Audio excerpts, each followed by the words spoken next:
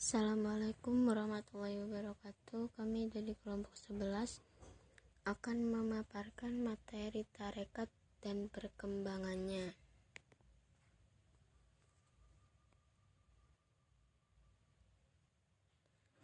Materi ini disusun oleh kelompok 11. Di antaranya 1.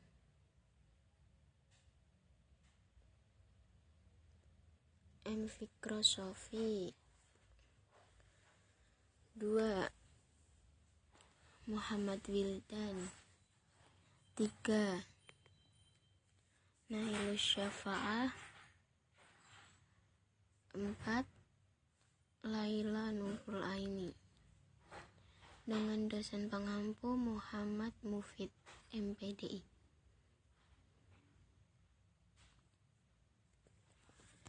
Jadi pertama itu pengertian ajaran tarekat. Ajaran tarekat itu merupakan salah satu pokok ajaran dalam ilmu tasawuf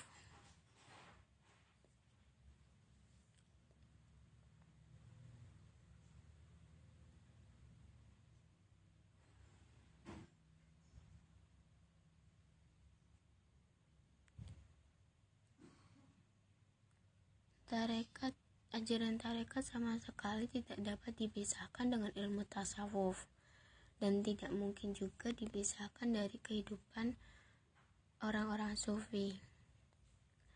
Orang-orang sufi adalah orang yang menerapkan ajaran tasawuf. Dan tarekat itu sendiri ada tingkat ajaran pokok dari tasawuf itu.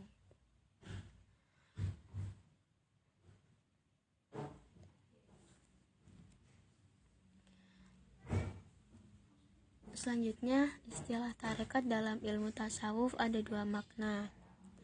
Pertama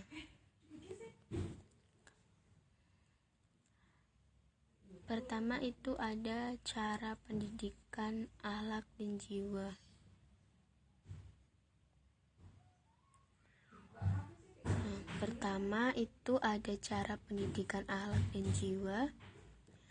Bagi mereka yang menempuh hidup sufi. Jadi ajaran ini itu pandangan pada abad ke-9 dan abad ke-10 Masehi atau sekitar abad ke-1 Hijriah dan ke-2 Hijriah. Terus yang kedua, itu ada suatu gerakan lengkap untuk memberikan latihan-latihan rohani dan jasmani pada golongan kaum muslimin.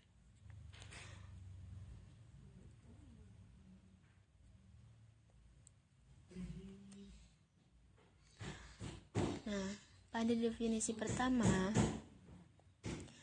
istilah tarekat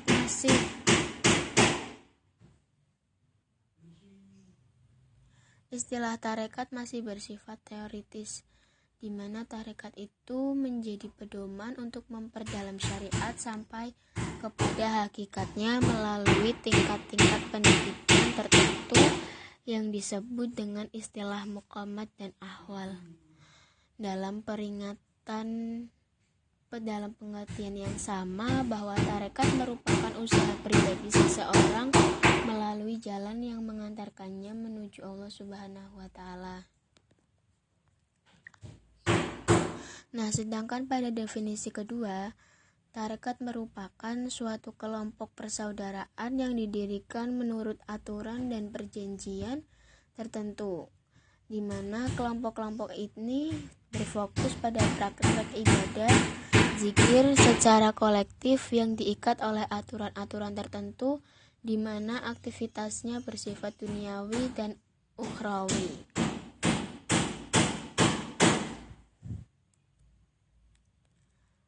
Perkembangan ajaran tarekat. 1. Pada periode pertama itu pada abad ke-1 sampai ke-2 Hijriah. Jadi gerakan tasawuf pada masa ini timbul sebagai bentuk kekhawatiran terhadap perubahan mental masyarakat di masa itu. Kondisi masyarakat pada abad pertama Hijriah pasca Nabi Muhammad SAW dan para sahabat mengalami perubahan besar dari aspek sosial dan ekonomi. Dalam hal spiritual, masyarakat formalis syariat sehingga mulai merupakan persoalan-persoalan kerohanian. Kondisi ini ditandai dengan berkembangnya budaya Hinduisme dan di tengah-tengah masyarakat.